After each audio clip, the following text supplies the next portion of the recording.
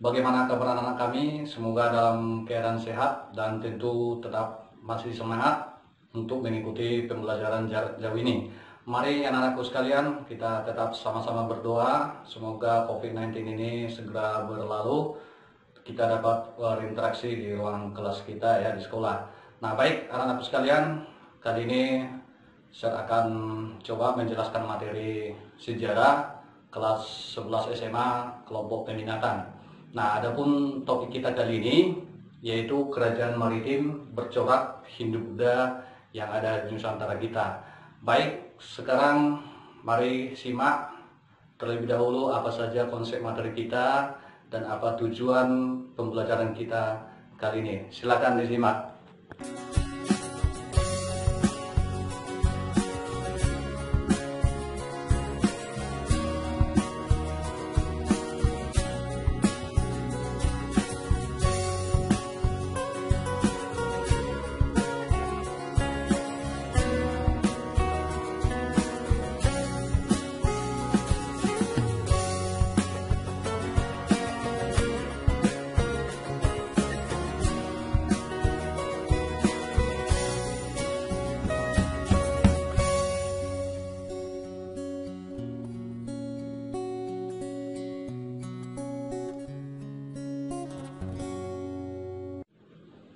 Baik, langsung saja kita bahas satu persatu. Yang pertama kita akan membahas sedikit persamaan dan perbedaan agama Hindu dengan agama Buddha ya. Nah, yang pertama coba diperhatikan ya. Kita akan bahas dulu apa sih persamaan daripada kebudayaan Hindu dan agama Buddha itu ya. Nah, jadi yang pertama sekali bahwa persamaannya itu adalah di mana Hindu dan Buddha itu sama-sama berkembang dan lahir di negara India ya, di lembah Sungai Indus. Nah, jadi agama yang pertama sekali lahir itu nanti adalah agama Hindu, di mana kebudayaan itu dilahirkan oleh perpaduan antara dua kebudayaan, yaitu kebudayaan Arya dengan kebudayaan Dravida. Nah, kemudian nanti Arya ini menciptakan kasta ya, sehingga nanti melahirkan yang namanya agama Buddha, sehingga muncullah yang disebut dengan istilah agama Buddha atau yang disiarkan oleh Siddhartha Gautama. Kemudian persamaan yang kedua selalu meletakkan dasar-dasar ajaran kebenaran dalam kehidupan manusia di dunia. Nah, jadi setiap agama itu ternyata sama tujuannya ya. Kemudian yang ketiga menyelamatkan manusia dari rasa kegelapan, dan yang terakhir mengantarkan manusia untuk mencapai tujuan hidupnya. Nah, kira-kira itu persamaan daripada agama Hindu dan juga agama Buddha. Kemudian sekarang kita perhatikan apa sih perbedaannya begitu ya. Nah, yang pertama kita lihat dari sudut sejarah dulu ya. Nah, yang mana agama Hindu itu nanti lahir dari perpaduan budaya Arya dan Dravida ya. Nah, kemudian agama Buddha itu lahir yang dipimpin oleh Siddhartha Gautama ya. Kemudian dilihat perbedaannya dari sudut pandang kitab suci. Tentu agama Hindu itu kitab sucinya adalah Weda gitu ya. Kemudian agama Buddha itu adalah Tripitaka atau tiga keranjang. Kemudian bagaimana perbedaan ajarannya? Tidak jauh beda sebenarnya. Agama Hindu itu kesempurnaan atau nirwana dapat dicapai dengan bantuan kaum Brahman atau kaum pendeta, kira-kira begitu. Sementara agama Buddha memandang bahwa setiap orang itu dapat mencapai sebuah kesempurnaan asal dapat mengendalikan diri sehingga terbebas dari samsara, kira-kira begitu. Dari sudut pandang bahasa, nah yang membedakan begini, agama Hindu itu kan memakai yang namanya bahasa Sanskerta, yaitu berupa Lawa. Nah, inilah nanti yang banyak kita temukan di prasasti-prasasti yang ada di Nusantara kita, anak-anakku sekalian. Kemudian di agama Buddha, dia memakai bahasa Prakrit yang dipakai sebagai bahasa sehari-hari lainnya oleh biksu dan biksuni. Kemudian yang terakhir, perbedaan yang paling mendasar di agama Hindu dan agama Buddha ini dia, yaitu sistem sosial. Nah, yang mana ingat bahwa agama Hindu itu mengenal kasta. Kasta itu berarti perbedaan kelas sosial di tengah masyarakat, sementara agama Buddha itu tidak mengenal yang namanya kasta, kira-kira begitu ya. Nah, itu perbedaan antara agama Hindu dan agama Buddha secara sekilas. Kemudian sekarang kita masuk submateri kita yang kedua, yaitu latar belakang masuknya Hindu-Buddha atau kebudayaan Hindu-Buddha ke Nusantara kita begitu ya. Kira-kira apa yang melatar belakangnya? Jadi yang melatar belakangnya jelas kalau kita tinjau secara geografisnya bahwa letak Indonesia itu, Nusantara kita itu sangat strategis begitu ya. Nah kalau ditinjau dari letak geografis, berarti ditinjau dari letak kenyataannya yang diapit oleh dua benua dan diapit oleh dua samudra begitu. Jadi Nusantara kita itu selalu dilalui oleh jalur perdagangan internasional. Nah, di saat dilalui oleh pedagang atau pedagang-pedagang, maka mereka singgah di Nusantara kita. Nah, kira-kira begitu ya.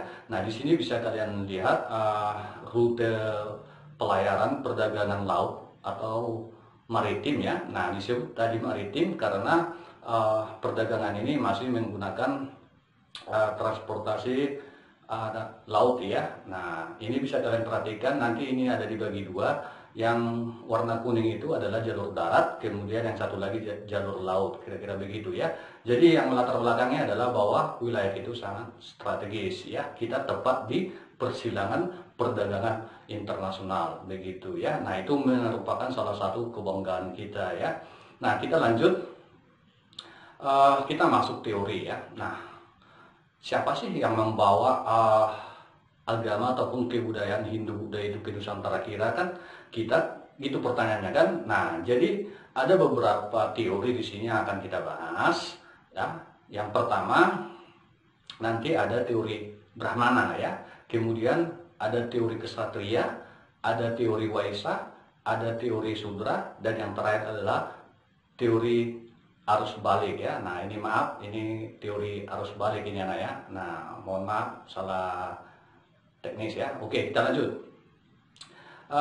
Kita bahas satu persatu ya teori yang tadi. Kita bahas satu persatu. Yang pertama tadi adalah teori Brahmana. Nah teori Brahmana ini nanti diteliti atau dikemukakan oleh Van Leeuwen ya. Nah dia mengatakan bahwa Hindu-Buddha yang ada di Nusantara kita di Indonesia itu dibawa oleh kaum Brahmana. Apa alasannya kan kira-kira gitu? Alasannya setelah diteliti bahwa prasasti-prasasti atau tulisan-tulisan berhuruf Pallawa yang ada di Nusantara kita itu hanyalah kaum Brahmana yang memahami begitu. Jadi ada prediksi mereka bahwa raja-raja itu nanti memanggil kaum Brahmana dari India kira-kira gitu.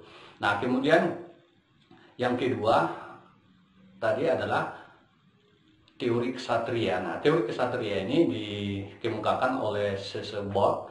Nah, dia mengatakan bahwa agama Hindu dan Buddha yang ada di Nusantara kita itu dibawa oleh kaum Ksatria. Kalau dikatakan kaum Ksatria itu kaum bangsawan ya, atau para raja-raja gitu. Nah, jadi ini maksudnya di India itu dulu kan banyak kerajaan-kerajaan, jadi setiap kerajaan itu kan selalu berperang. Nah, jadi diprediksikan, diperkirakan bahwa raja-raja yang kalah di India itu kemudian melarikan diri ke pulau-pulau atau Nusantara kita ya. Nah, kemudian yang ketiga kita masuk teori Waisa. Mungkin teori Waisa ini yang paling bisa diterima ya, karena berhubungan dengan pedagang gitu. Jadi kalau dikatakan Waisa itu sebenarnya golongan pedagang. Nah, Inci Kurum juga berbeda pendapatnya. Dia mengatakan bahwa Hindu-Buddha yang ada di Nusantara kita itu dibawa oleh para pedagang itu sendiri, kira-kira begitu ya.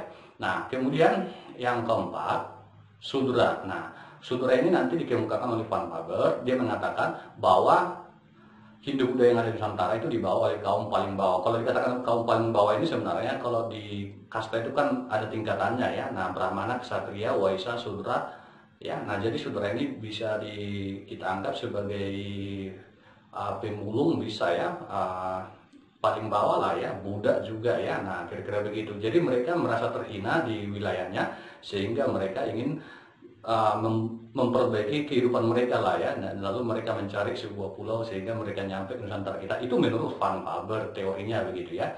Nah teori yang terakhir itu teori arus balik. Nah ini beda lagi. Nah ini datang bos mengatakan bahwa kebudayaan Hindu-Buddha yang ada di Nusantara itu sebenarnya dibawa oleh pemuda-pemuda Indonesia yang pada saat itu belajar ke India, kemudian setelah mereka mendapatkan ilmu kembali ke Nusantara, kira-kira gitu ya. Nah, tetapi walaupun seperti itu, arus balik ini bisa juga kita ambil ada kelemahan juga ya kira-kira ya. Nah, misalnya pada saat itu kan bahwa pemuda atau Nusantara kita, nenek moyang kita itu kan boleh dikatakan masih pasif gitu ya, masih pasif. Jadi kurang masuk akal kira-kira gitu. Nah, walaupun seperti itu anak-anakku sekalian, yang namanya ini teori, yang mana teori ini juga bisa dikembangkan oleh kalian ke depannya kira-kira begitu ya. Nah, jadi teori ini lah yang mengatakan, bisa kita katakan juga teori ini semuanya benar gitu ya, karena ada kalanya nanti dibawa Brahmana atau Ksatria atau Waisya kira-kira gitu ya. Nah, baik, kita masuk kerajaan-kerajaan bercorak Hindu-Buddha di Nusantara. Nah, pertanyaannya, kerajaan apa saja yang pernah ada di Nusantara kita yang bercorak Hindu-Buddha? Mari ikuti terus pembelajaran ini, perhatikan dan simak.